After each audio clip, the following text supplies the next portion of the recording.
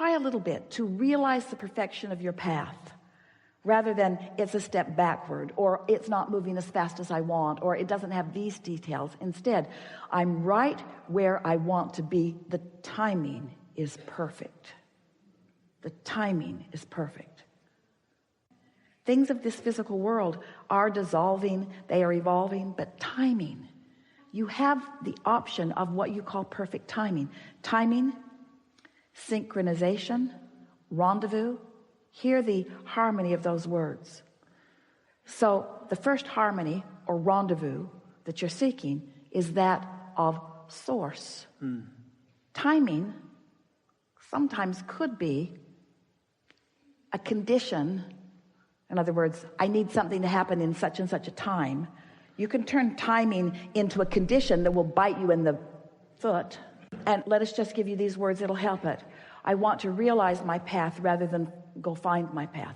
My path is coming to me, and I'm preparing myself for the realization that it's there. It's a big difference. My path is coming to me. Am I realizing it? Have I created the mood or atmosphere that allows me to see it? And once you get on that trail, once that starts happening, it feels like there's the path, and there's the path, and there's the path. That's that feeling of momentum that you get. There's the path, and there's the path, and there's the path, and there's the path, and there's the path. And what Esther began to notice is not only is she now able to feel that's a piece of the path, and that's a piece of the path, and that's a piece of the path, but whoops, I just stepped off the path. Whereas you can feel when you're on the path, and you can feel when you're not, but it's just through that comparative feeling. It's not that anything ever is awful. It's just that some things are more on the path than others. Some things are more on the path than others. Things that make you feel really wonderful are more on the path than things that make you not feel wonderful. But things that make you not feel wonderful are not off the path. It's just the things that really, really feel good are more on the path, you see? And that's how it is with your inner being. Your inner being knows where it is. But your inner being not only knows where it is, your inner being knows which path has the probability of satisfying the most things that are in your vortex. Sometimes the most direct route is what you think you want.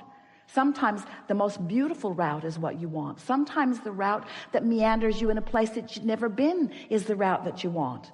But your inner being always knows what you want and what the priorities in that vortex are, and is always guiding you to your greatest satisfaction every step of the way.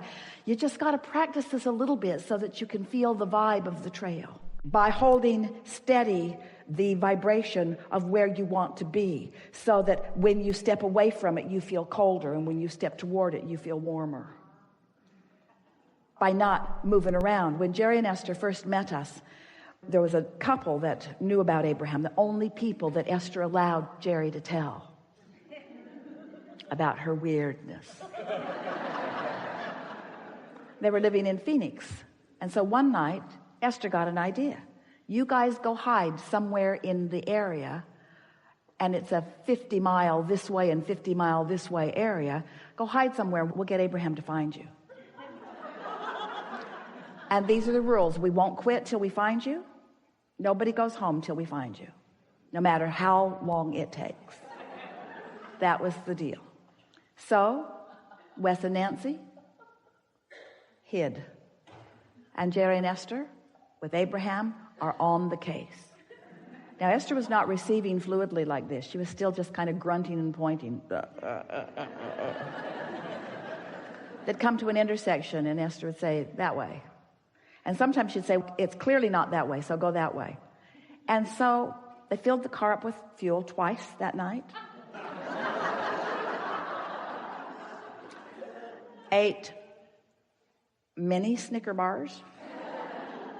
And finally found them. And by the time they found them, Esther was so mad at us and at the whole game. She said, we are never, ever, ever, ever, ever going to play this game again. And then Esther said, first, we went to the dumpster behind Mountain Shadows Hotel. And they said, yeah, we were there. And then they said, and then we went over behind the Regency Hotel on Scottsdale Boulevard. Yeah, we were there.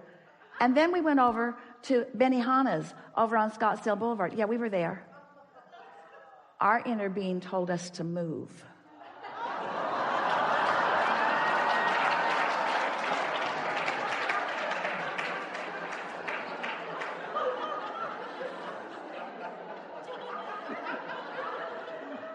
So what we're getting at is you've launched these rockets. There's a trajectory in place before you even got into this physical body, and you've been contributing to it every day since. And there's a magnificent probability there for you. And as you chill out, as you beat up on yourself less, as you appreciate yourself more, as you reach for these emotional feelings, as you allow your vibrations to go from general to more specific without wobble, as you feel your way to this, as you start enjoying clarity and harmony and humor and fun and playfulness and all of those things that come from alignment, to the degree that you consciously now choose that for yourself first and foremost at all times, then all of the details that you have been putting into your vortex over a great amount of time will begin to dovetail together in this synchronistic, beautiful unfolding that will leave you feeling sure and blessed and eager for more. There isn't anything that you need to get done. It's just that you want to live life in a joyful way. And when time is passing and you're not joyful, then something's really out of whack with that, because there's no place that you're going to get to that's going to be any better. You cannot follow an unpleasant path and end up at a destination where you want to be. And so we want the destination of where you want to be, wherever feels good from where you are right now, because that's all you can do. Feel how this all fits? You've been listening to us for a while. You have, haven't you? You've been with us through the Law of Attraction series. Did you go upstream and downstream with us? Were you on the high-flying disc with us? Did you get in the vortex with us? And now we're asking you to create an atmosphere so that you can turn your thoughts to things. In other words, you've been listening to us for a while, and everything that we've been talking about from the beginning of our first interaction with you is to help you to understand that you are pure, positive energy looking for a place to be glad. That's who you are. You're just looking for a place to have a wonderful experience now. And if you're having less than a wonderful experience, something's out of whack, and it's not us. Because we're having a wonderful experience. We're having a wonderful experience. And if you're not, it's because you're doing something different than we're doing. You're thinking differently about it, you see. You've got this figured out. Just be playful about it. And take score less of the time. Let the score that you take, if you must take score, be, how fun is this? Esther says to us every day that her favorite feeling is clarity. And then she'll say, or fun. I want to feel clear, but I like to have fun. And then she'll say, fun is my favorite thing. I love being playful or clear. I love to be clear and playful. I love to have fun. I love the feeling of clarity, and I love the feeling of fun, and I love the feeling of new. I love the feeling of new. I love the feeling of new, which doesn't feel clarity in the beginning, but it is fun. I love the feeling of fun that then turns to clarity. Ooh, I love fun and clarity. I just love fun and clarity so much, and new. I love the new so much. I love the new so much, but I love clarity so much. I love clarity and fun and new so much.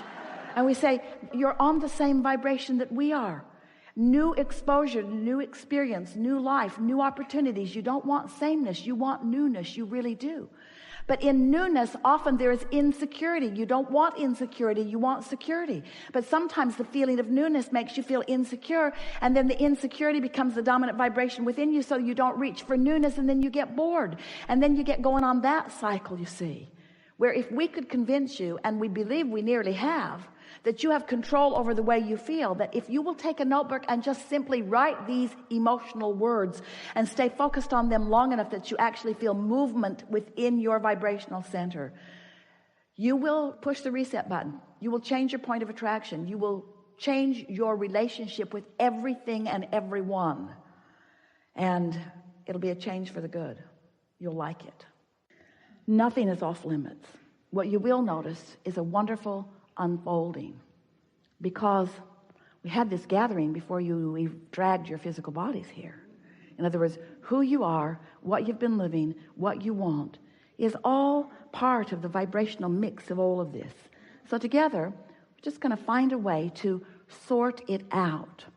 with the powerful intention of helping you to close that gap between who you really are and who you may be allowing yourself to be in any moment. Life is supposed to feel really good to you. You're supposed to be having a wonderful time. You are supposed to feel good. But in order to do that, it takes some deliberate attention. It takes some deliberate focus, which means, mostly it means, you got to care about how you feel.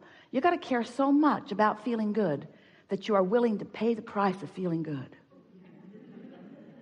You have to care enough about feeling good that you are willing to use your emotions to help you in the choice of thought. And that's what deliberate creation is. So once you begin to put this emotional translation in the mix, once you begin to recognize that how you feel matters most of all, because how you feel is your in the moment indicator of how much of you are allowing to be present in this moment.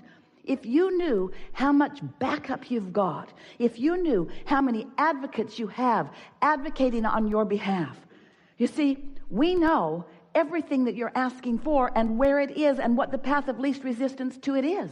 We know where everything you want is and where you stand in relationship to it. That's a good thing. It's a good thing for you to know somebody who knows that, you see.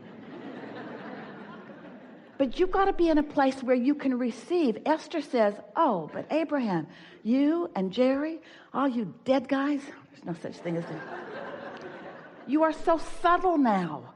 You are so subtle. I have to tune myself so precisely to your frequency in order to hear you. Can't you be less subtle? And we say, tuning is subtle. Tuning to the frequency of who you are and what you want, it takes some practice. But it's an easy thing to do if you care about how you feel. Because if you care about how you feel, you're just not going to entertain those thoughts that don't feel good. You're just going to find yourself more and more shying away from them, which is to say shying away from or toward something else. In other words, there's no such thing as exclusion in this attraction-based universe. You sort of kind of get that? There's no such thing as no. When you look at something that you really want and you say yes to it, you are including something that you want in your vibration. But when you look at something that you don't want and you feel that resistance well up in you and you are saying no to this thing you do not want, what you're actually doing is saying yes to this thing you do not want. Because attention to the subject is what causes you to be the inviter, the receiver, the realizer, the creator of it, you see. We've taken supreme pleasure from this interaction. It is exhilarating to feel you in your alignment. We are eager about what is unfolding. It is our desire that you be easier about all of it. Leave this gathering with one thing on your mind: my receptivity. Now that you are the enlightened beings that you are, as a result of the conversation, we're going to bring this gathering to a close 3 or 4 minutes sooner than an hour, because there's no better place to leave this than where it is.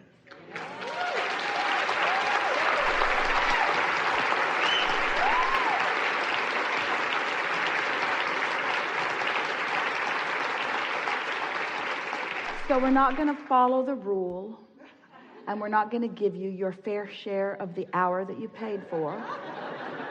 Instead, we're going to follow our impulse of knowing the perfection of the timing of this. There is great love here for you. We are.